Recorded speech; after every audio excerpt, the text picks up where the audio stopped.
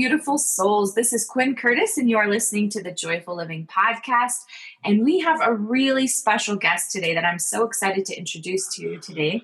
Her name is Alexia Vernon. And let me tell you a little bit about her before I officially bring her in, because she's truly a rock star. I think you're going to be so inspired and encouraged as you listen to our conversation today. So here's a little bit about Alexia. She was branded a Moxie Maven by President Obama's White House Office of Public Engagement for her unique and effective approach to women's empowerment. Alexia is a sought-after speaking and leadership coach to female and male executives, entrepreneurs, media personalities, and change makers who want to spread their ideas, positively impact people's lives, grow their businesses, and advance their thought leadership. Alexia is the creator of the Spotlight Speaking community, and she has supported thousands of speakers through her online trainings, live events, the Spotlight Speaker Accelerator Coaching Program, and her premier mastermind, the Spotlight Speakers Collective. Alexia has delivered transformational keynotes and corporate trainings for Fortune 500 companies, college campuses, professional associations, the United Nations, and she is a TEDxWomen speaker. Alexia has also gotten her gab on with media such as CNN, NBC, ABC, CBS, Forbes.com, Inc.com, European Business Review, and Women's Health magazine. Alexia will release her book, Step Into Your Moxie, in October, which we're super excited about. She lives in Las Vegas, Nevada with her partner in business and life, Steven, and their precocious, wide-eyed daughter. So Alexia, officially welcome to Joyful Living. We're so happy to have you here. Thank you. The feeling is very mutual. Oh, good. Well, I am buzzing with excitement, honestly, with the topic, because your passion, you were just telling me, is really about helping women, especially, to share that voice inside of them, right? And to reconcile that there's something they were born for and made for, and they need to bring it out more into the world, right? Absolutely. For most of my life, I experienced an on-again, off-again relationship to my own voice. And so I always say that this work isn't something I consciously chose. It's something that in many ways chose me. Mm-hmm. And I know that today I'm just thrilled to be able to unearth some actionable ways that women, whether they have their own businesses or their careers or they're at home full-time raising their families, like whatever voice means to them in this season of life, how to be able to access it and use it with more joy. I love that vision, and would love to hear, we always ask our guests this, just as setting a premise in leading into the conversation of what does joyful living look and feel like to you? And I have a feeling it's connected to this voice conversation on some level. But the reason why we ask this question is because a big premise on the show is that joyful living and living a happy life is not one size fits all. And that's part of the trouble of why a lot of us are feeling really stuck and unfulfilled, is that we're trying to make somebody else's version of happy and joy work in our everyday lives, and it's just not a good fit. So just give us a peek behind the scenes. What does Alexia Vernon's flavor of joyful living look like and feel like? For me, joyful living at its core is being 100% present to whatever voice is in my head and responding to it with love and compassion. So let me unpick that a little bit. That whenever I talk about voice or public speaking, the focus of my work, people inevitably want to jump right in, like, how do I give a speech or how do I negotiate or whatever it is? And I have found, and I'm sure most of you listening have found, that there is a direct relationship between the voice that's going on in your head and the voice that comes out of your mouth. And for a lot of years, personally, but truthfully, even professionally, I would espouse that the goal is to be able to silence our critical self-talk. Like, you probably could have, if you go back to interviews of me or old speeches, you would hear me say that again and again. And now I think that that's a bunch of malarkey. And what I mean by that is anytime I have ever tried to put a muzzle on my self-talk, all that it did was make it feel like suddenly that self-talk was coming out of a bullhorn. So for me, the real joy is being kind and compassionate with whatever's going on in my head and being able to turn it into a dialogue rather than a monologue, so that joy becomes being able to be present in all facets of what the current moment is, from my inner world to my outer world. Oh my gosh. There is just so many gold nuggets in what you just shared. I am loving this. So it's making me think about just, I've been really working on my body lately, right? And it's kind of like our voice is this aspect that's very similar when we're working with the body. And I was thinking about how, I wouldn't treat my kids this way that I treat my own body, where I'm like, oh, you can have that win. And oh, you need to work harder. And oh, you're not enough. You're never enough. Every single day, you're not enough. Right. And so it seems to me like you're kind of sharing a similar theme as far as, you know, just that kindness. Like we wouldn't treat the people we really cared about that way. So why do we treat our own thoughts and what's going on inside of us that way? Absolutely. And I love how you brought up the idea of what's our body telling us, because I don't believe that the voice just lives in our head or in our mouths, essentially from the neck up. Our voice is in every fiber of our being. So sometimes the voice that's speaking up is in the gut. Sometimes the voice that's speaking up is in our knees when we're about to say something big and our knees are quavering. So it's being able to recognize our body's way of speaking to us and how that is informing what is coming out of our mouths. Because for most of us, and I would put myself at the very top of that list, when we start to get those inner quakes that are going on in our body, many of us immediately respond in terms of our self-talks. We go to the neck up and we try to silence that, or we label it fear.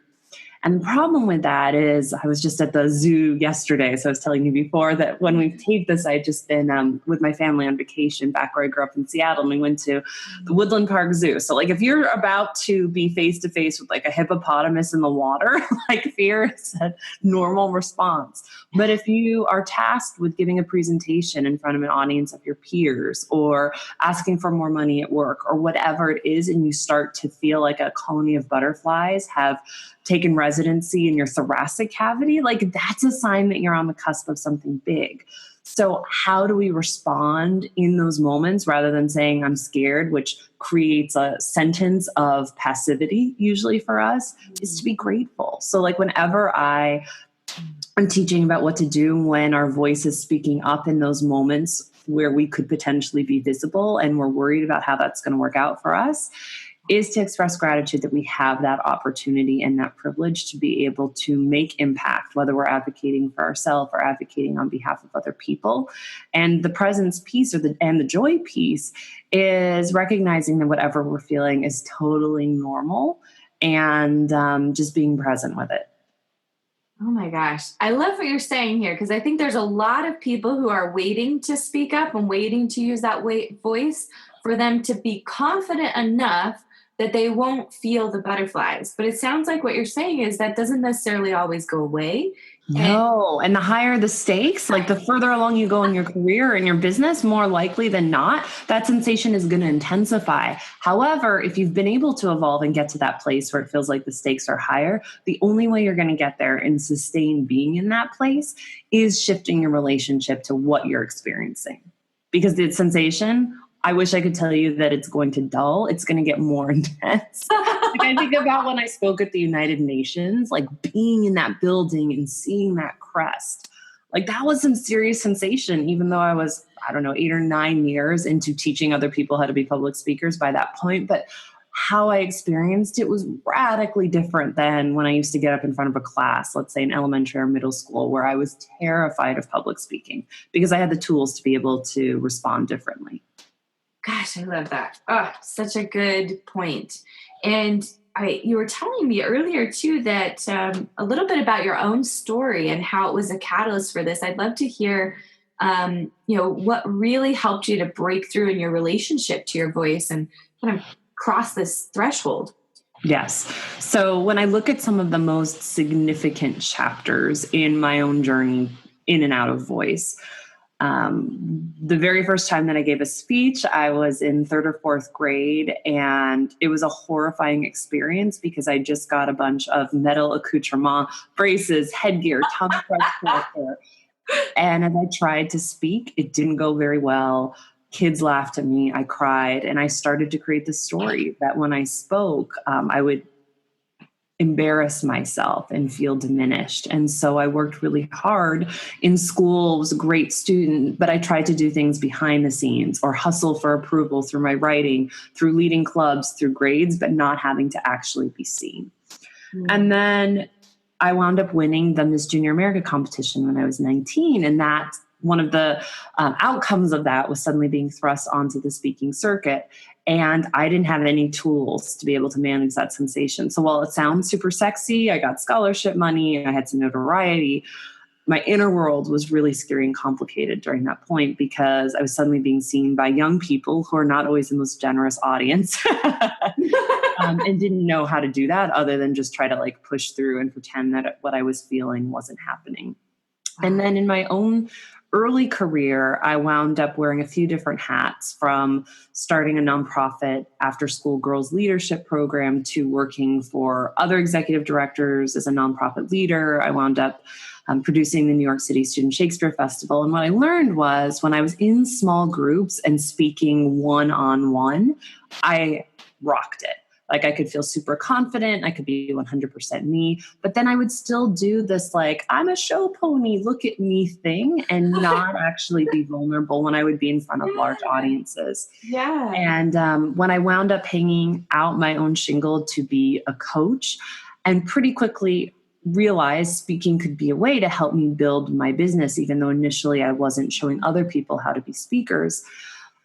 I still was trying to cite lots of experts, and I was still using lots of slide decks, like not really telling vulnerable stories. And then I had this experience where I was a closing keynote speaker at a prestigious social enterprise conference. And I'll somewhat quickly skirt through the details, but all of the finalists for this particular event were voted on by the other people in the room.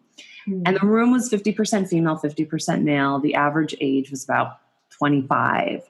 And every single finalist at that event who was picked was male. And a lot of light bulbs went off for me that day. Oh my gosh. I started talking to the people who were in attendance and asking, like, what just happened? Where are the voices of the women who are present? And what was fascinating is both the young men and the young women saw it very much through the same lens. They had picked the speakers that they felt were the best pitchers or best presenters, which followed a more masculine model of delivery. So who took up space and projected confidence and had a lot of volume, that more masculine model of delivery. And yet when we talked about who were the speakers that you felt most connected to, whose ideas you wanted to champion, both the young men and the young women talked a lot about the women because they were storytellers. They were vulnerable at times, admitting that they still had a lot to learn before their ideas could be successful. And yet that wasn't deemed to be effective presentation skills, effective leadership skills. And so over the next 90 days, I realized that I'd really been circling around the perimeter of what I was supposed to be doing as a coach. Like I was all over the place and scattered, but I really wanted to support men and women, but particularly women, around integrating the masculine and the feminine in terms of their communication and presentation skills so that they could take up space and own their ideas, but also do it in a way where it didn't feel like they were hustling for approval, that could feel like it was authentically them. Yeah. And so then I had a really good ride in my business. It scaled very quickly, moved from doing a lot of one-on-one coaching with people on their speeches or on their voice to leading group training programs. And then I went through what I thought was going to be a very natural rite of passage as a woman. I had my daughter, and I entered one of the darkest periods of my life. Postpartum depression hit me really, really hard. In those first 90 days, really out in the first 2 to 3 weeks after having my kiddo, my cat died the same day that my family came home from the hospital. And that had been a cat I'd had since I was 19 years old. And I was a somewhat later mom in life. So he'd been like my first child for all intensive purposes. And I started to struggle with really debilitating anxiety. Didn't want to leave my home, was terrified of getting sick, was terrified my daughter would get sick and wouldn't be able to breathe. And I wish that I could say in hindsight, this was 4.5 years ago at this point, like I could wrap it up in a bow and say, this is what it was all about.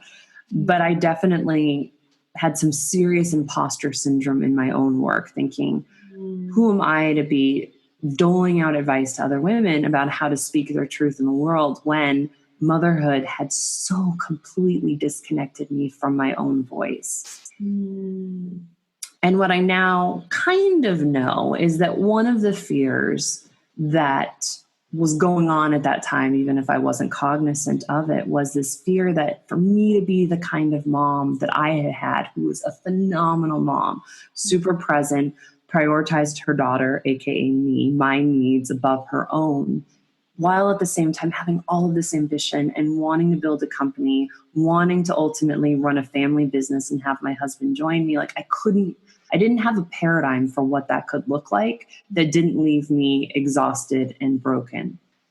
And that was the period of time where I ultimately decided to take my business online. And I wish I could tell you that like everything was rainbows and cupcakes. After I did get on an antidepressant and started to exercise again and take care of my own body. But my husband was traveling a lot for work in those days, Monday to Friday, and it was really hard. I was working a lot. I didn't have adequate childcare. But I'm happy to say that 3 years of like really, really giving 150% of myself to my business and to my kid, not necessarily working out as much as I'd like, not taking as many vacations as I'd like, or taking care of self-care, like got to a place where the business could support my husband. So he joined me full time about a year ago, depending on when folks are listening to this.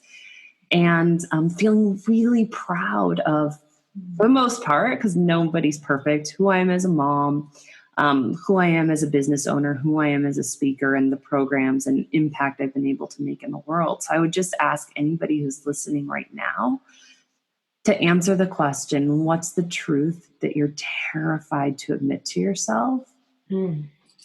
And what might be the long-term positive impact if you started speaking it to yourself with kindness and compassion, and then speaking it to the people in your life who could play a role in you being able to actually embody that truth in the world? I love that vision.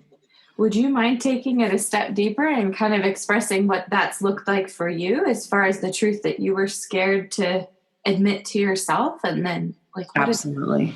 So being able to say, I want to be an amazeballs epic entrepreneur and grow a wildly successful business. And I don't want to outsource raising my daughter to anybody else. Like I want her at home with me while I do it. And I need a lot of help to make that happen. But I want my husband to know that I want to be the primary breadwinner. I want to grow something really epic, even if I don't know exactly what that's going to look like yet. Being able to be really honest, even with my daughter, who knows a lot of my struggles. Like we have a pretty honest, my husband and I, relationship to our daughter, where we try to talk about just about everything in an age appropriate way, which meant, we introduced the subject of death to her very young. We have introduced, other subjects that have sort of come up organically because somebody in our life was dealing with something. So in terms of what that might look like for somebody who's listening, maybe you have a dream for yourself, for a business. Maybe you've always dreamt of not living in the city where you're living right now. And it doesn't mean that, you have to get out of your lease or sell your home in the next 30 days. But what does it mean to get really clear about your truest desire and first speak that truth to yourself rather than pretending it doesn't exist? Yeah. And then think about who are the champions you need. And champions don't have to be like the senior vice president of your company or that big influencer in the online entrepreneur space. That champion might be your significant other or an extended family member. That champion could be a friend from high school. It could be anyone who will take your dreams and your vision seriously and not let you off the hook. Wow. I could just sit and cry, honestly, listening to this. It's such an important subject, and my heart is just swelling with it as I feel I think I expected something a little bit different, probably because of being in the entrepreneurial world so much. And then, of course, being online, there's so much talk about speaking your truth, speaking your truth. And Yeah. so I kind of had felt like this was going maybe that way, that the truth is like maybe a more society, I don't even want to say appropriate, but like, I don't know, like my truth is women's rights or my truth is, which are part of it. But I love that you're really getting to the heart of actually where it all starts. Like women's rights aren't going to change if we can't even admit to ourselves that what we want and what's in our heart is okay. I find, and this might be a wildly unpopular thing to say, but for a lot of us, we know the issues and causes that keep us up at night. And we may be able to speak up and out for those. Like it's easier to be able to advocate for someone else in a lot of ways, whether you're doing it in big ways or whether you're doing it in small ways where you're disrupting a conversation, let's say with a family member who refers to a particular group of people as those people. Or, you go on and you leave an angry or empowering social media post about something that's happening in the world. But what I've experienced is that for a lot of us, irrespective of our backgrounds, our privilege, our race, our class, it is much harder to actually tell the truth in our own lives. Wow. Whew. Chills again. My goodness. This is so good. Alexia, thank you for owning your truth and like speaking to this. This is so needed. I was telling my husband earlier this morning, actually, like, some of these things that we're working on in our life, I don't know what the solution is going to be, but just even speaking to it and saying, this is where the pain is. And this is why I don't feel happy. I know at least then it's going to start at getting better instead of me continuing to disregard that or push it aside or say, you know what, we can't solve it. So I'm not even going to own it or look at it clearly.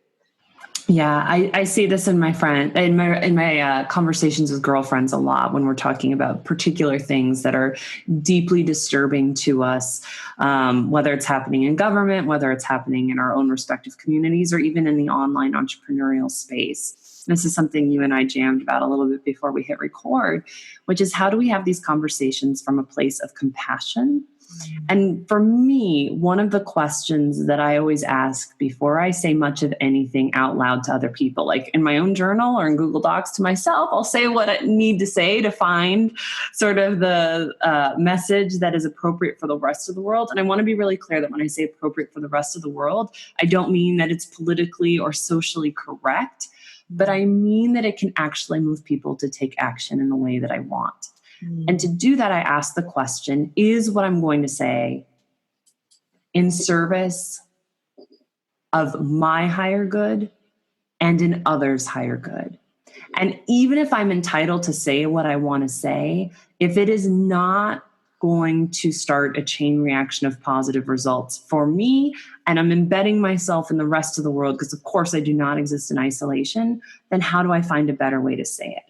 And it's not the same thing as censoring, which means I'm choosing fear over love. It actually is a greater act of love to say, even if I'm entitled to speak a particular way, if it is just about me getting airtime rather than shifting a situation, I'm going to choose an alternative route. And I want to be really clear, like there's some egregious things that are happening in the world. Like I'm a sexual abuse survivor. I've spoken up in my own family about some of the things that I went through as a kid, and it often did not go well.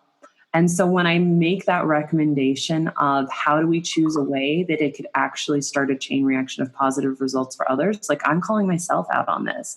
Like we might be entitled to our anger, and God knows there have been messages that I have spoken from a place of anger. And I've seen that often might be about my healing, but it's not about actually shifting the culture of sexual abuse that might have happened in my family. I see this in terms of all different issues, whether it's in the workplace and we're talking about harassment, or certainly if we're talking about race. If we have been treated poorly, we are entitled to any kind, I believe, any form of speaking up and out that we want. But if we want to use our words to create change in the world, You can't do it alone. Lone rangers don't make change. People who create and facilitate community around their ideas are the people who create change. It's so true. I think that lots of times we misunderstand anger, because anger is really important, and it gets us to shift and walk over that line that was bothering us, right? But one of the most important parts of anger is it helps us find the boundary line.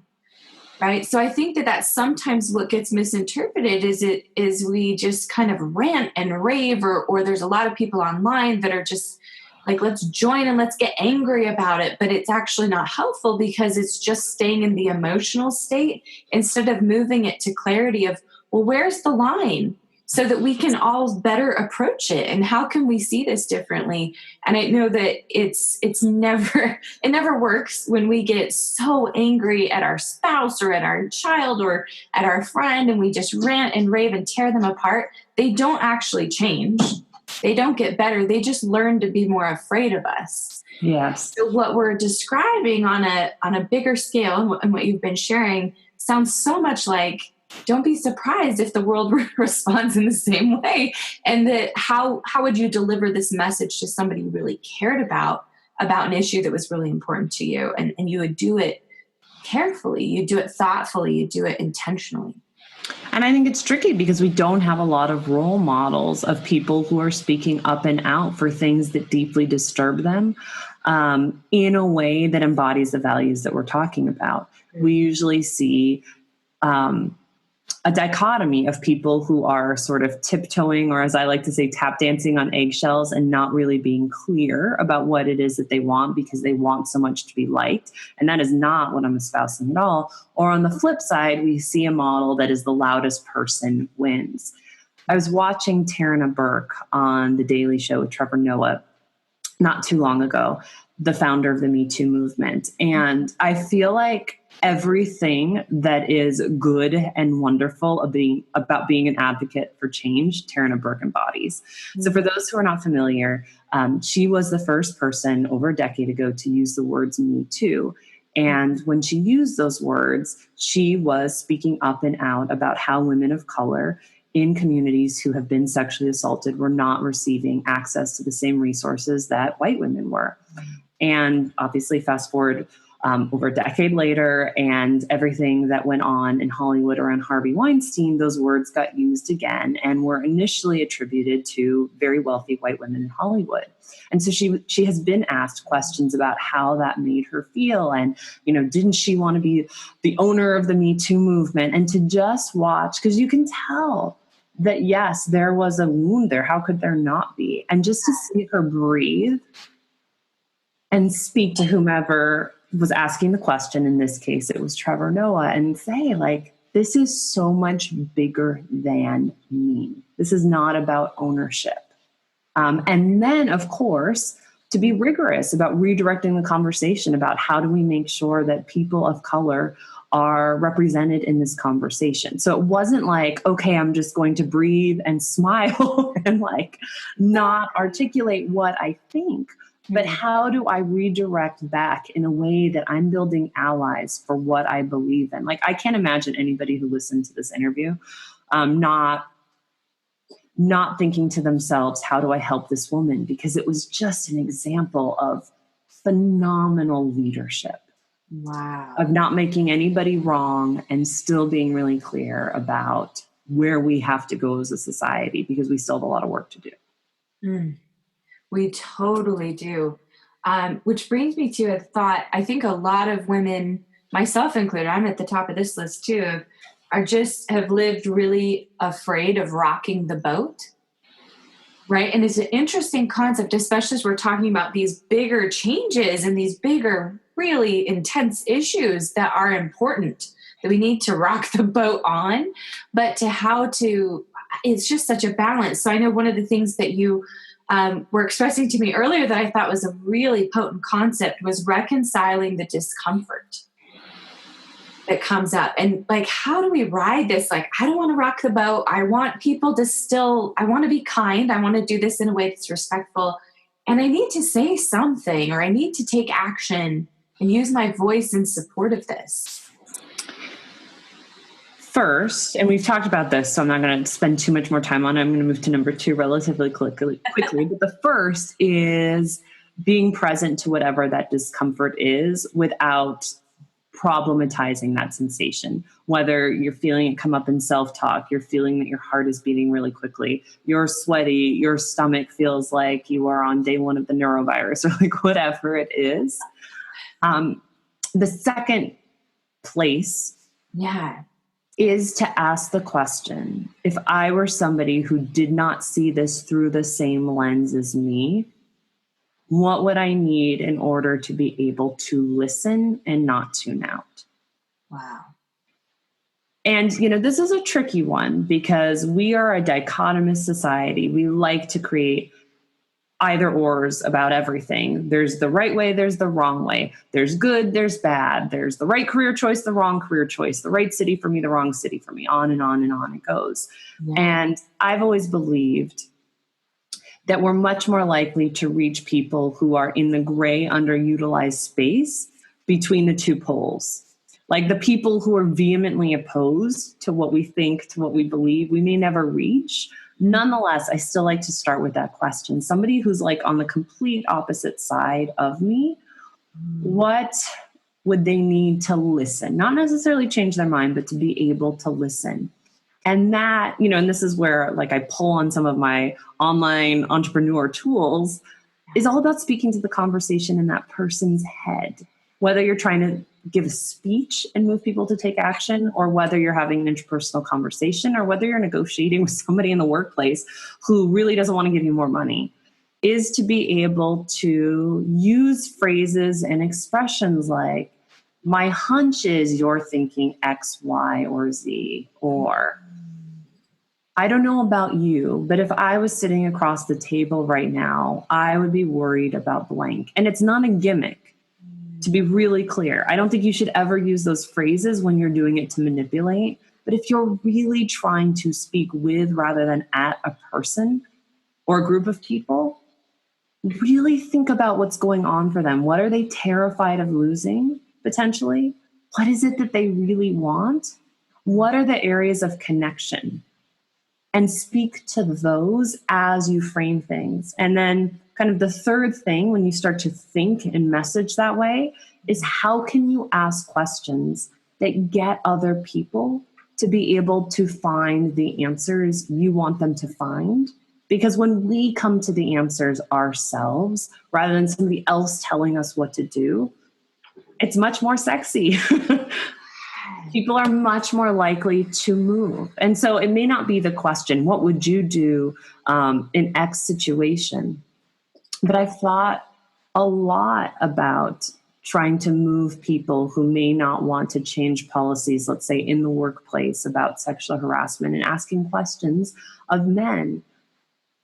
What would you want in place by the time your daughter's in the workplace? What would make you feel safe as a parent? And I've been in meetings with male leaders because I do a lot of corporate consulting work in addition to working with entrepreneurs, and it's like light bulbs go off.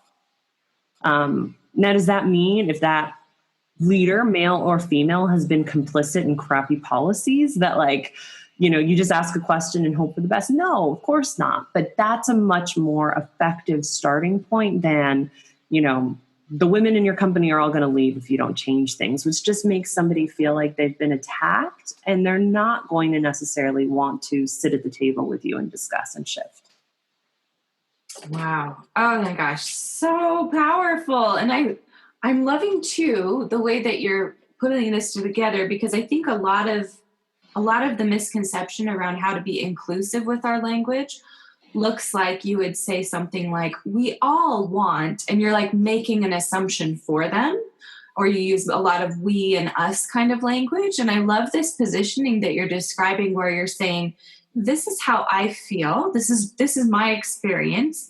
And I just invite you to consider, what if, or asking them, what's your stance, or what do you feel, instead of deciding for them and trying to bring them in that way. Exactly. And we's can be effective at times. And that's the thing about all persuasion, is that any tactic, well, most tactics, I mean, there's some things you should just never do, like call somebody, a moron or whatever. Like, most tactics work, but what's missing is often the umbrella strategy that allows you to curate the right tactic for what you're seeking to do. So rather than looking at like never use the word just or never use the word but, it's like I think that that's too simplistic. How do we instead look at what are we inherently trying to do? Let's say build connection or build understanding or create safety or whatever it is. And if that's our underlying goal, then how do we take a step back and ask, how do I do this in a way that is audience-centered? Whether that's an audience of 1, an audience of 100, or an audience of 1,000. And more often than not, to your point, Quinn, it's not about making a ton of assumptions about other people, or if we have an assumption, actually noting it. I have an assumption right now that you may be worried that if you shift this policy, that the board may not be very happy. Show of hands, is that resonating for anybody? And actually test the assumption. And then if you're right, great. People recognize you really do understand what's going on. And if you're wrong, and there will be times when we are all wrong. Okay, so if that's not it, I'm seeing from people's facial expressions something in the air. We talk about that. So again, you're still making it a collaboration rather than I'm just like steam rolling through here and it's my way or the highway. So good. So I love these conversations for groups. Let's talk just in closing a little bit about the concept of walking into any room or onto any stage and speaking your truth unapologetically. Because that is a little bit different of an element, and I'm sure it uses similar strategies, but different, right? If you know that you are a person who was put here to make big impact in your corner of the world, your corner of the world may be your home, it may be your zip code, it may be your workplace, your community, and of course, think as big as you want, and don't count yourself out if your corner of the world feels more intimate. But if you know that that is the case, then I believe that you have not just an opportunity, but really a responsibility to step up into conversations, onto stages where you can articulate your ideas. So where does the unapologetic come from? It means that if you were born to do this and you have a responsibility to do it, that you don't apologize in word or in body language for taking up space. Wow. And that you say what you know you were born to say on a moment-to-moment basis. And you know that there will be times where people don't like you. There are a lot of people who don't like me. And for years that ate me up inside. But now when I look at most of those relationships, I can really say I did the best I could with what I had at that time. And most of the time I strive. Well, all the time I strive. Most of the time I think I succeed in choosing a compassionate tone. But being a truth teller means that sometimes people will not be ready for the information that you have to share.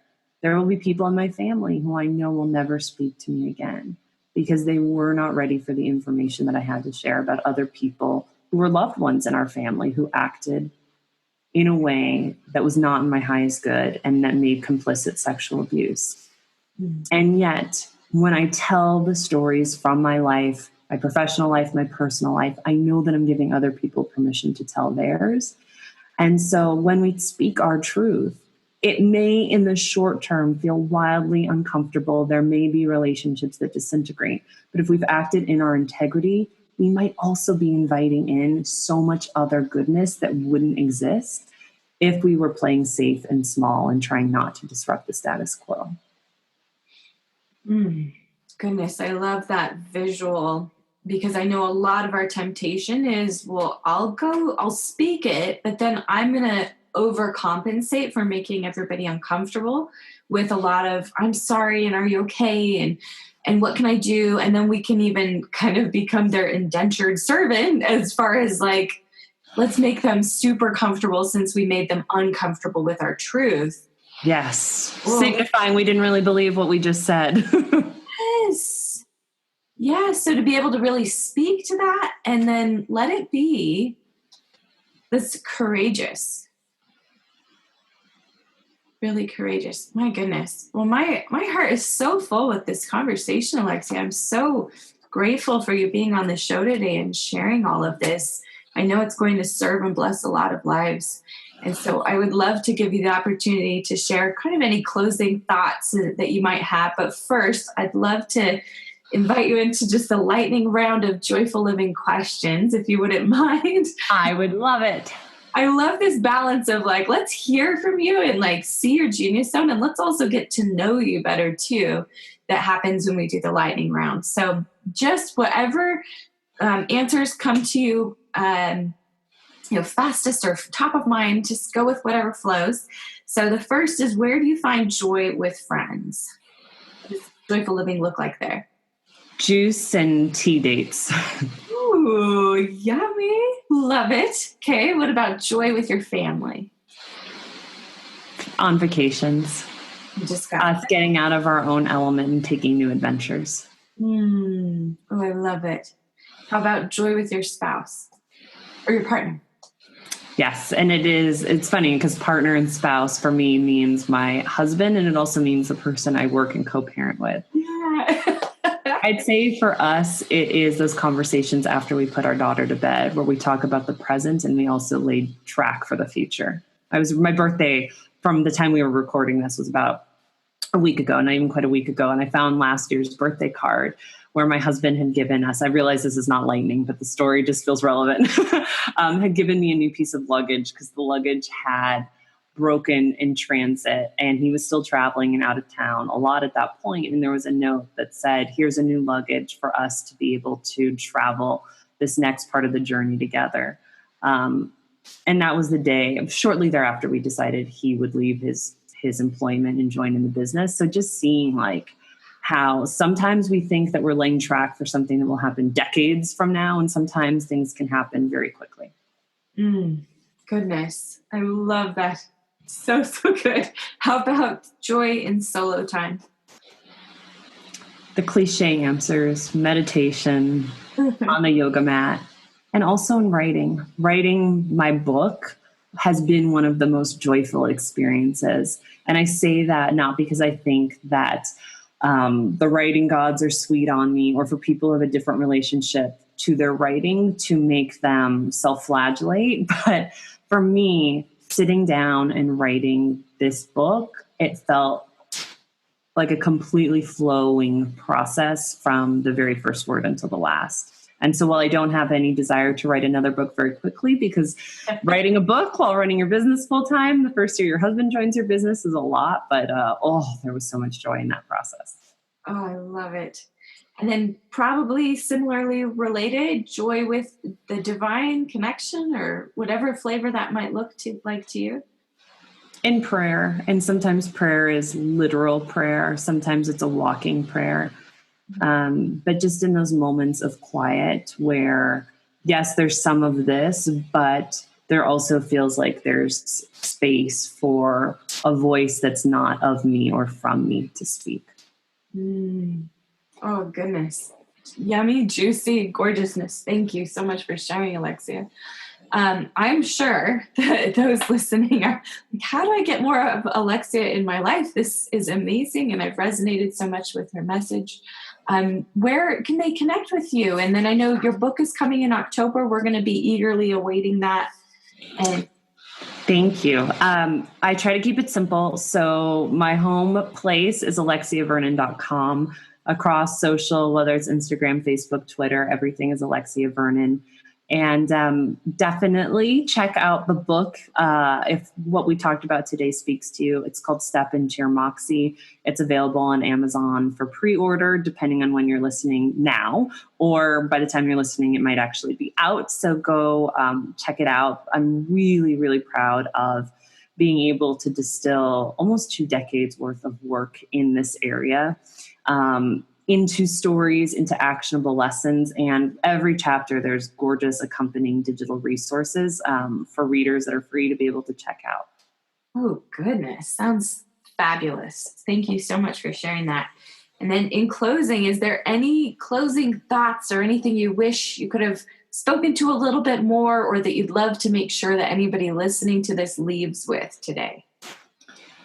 It's not something big and sweeping. It is a reminder that we often approach the subject of stepping into our moxie or speaking with truth with a lot of earnestness.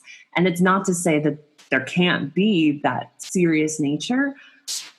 One of the things I'm passionate about is also giving people permission to incorporate humor into how they talk to themselves and others and make the process of unapologetic truth-telling fun.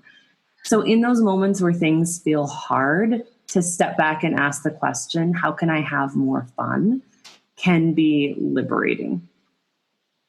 Oh, I love that. Thank you. What a gorgeous closing remark and comment. We're so grateful to have had you on the show today, Alexia. Grateful for the work that you're doing in the world and cheering you on in that.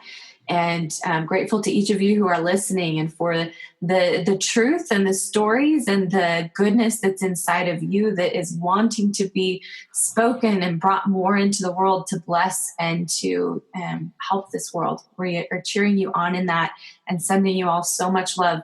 Thank you again, and we will talk to you all soon. Bye. And in the end, only love will last. You've been listening to Joyful Living. If you haven't already done so, be sure to email me at quinn@joyfullivingmovement.com so I can send you our yummy Joyful Living welcome package filled with lots of awesomeness, including access to our private Joyful Living network. I read every email from my listeners and would love to hear from you.